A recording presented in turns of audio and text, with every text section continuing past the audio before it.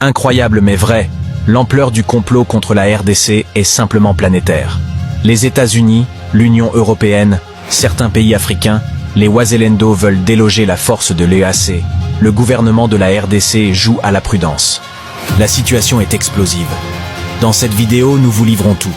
Alors qu'une force régionale de l'EAC est déployée dans l'est du Congo-Kinshasa depuis déjà plusieurs mois, avec pour mission principale d'aider la RDC à combattre les groupes armés dont le groupe rebelle rwandais dit M23. Sur place, les militaires de l'EAC ont gonflé leur ventre. On dirait qu'ils sont venus en pique-nique, en tourisme ou simplement en promenade de santé. Le gouvernement de la RDC semble tomber dans son propre piège.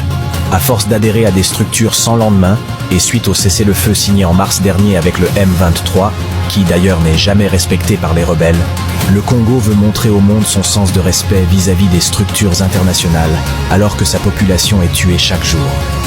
Le fameux mouvement des jeunes dit Wazalendo prend de plus en plus du terrain au M23.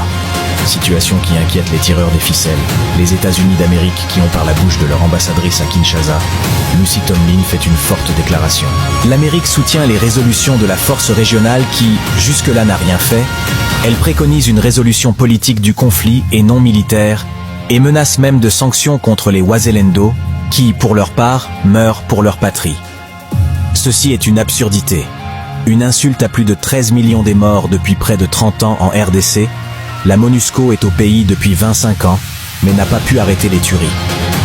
Dire qu'il faut préconiser une résolution politique, cela veut dire accorder aux rebelles rwandais ce qu'ils désirent. L'Est du Congo, ayant compris que la force régionale apporte de l'aide aux rebelles et que le gouvernement de la RDC semble être dans la somnolence ne sachant pas chasser les militaires de l'EAC, les Wazalendo ont même pris la disposition d'attaquer les positions des militaires de la force régionale, mais le gouvernement de la RDC, à travers son porte-parole, Patrick Muyaya, veut jouer à la prudence.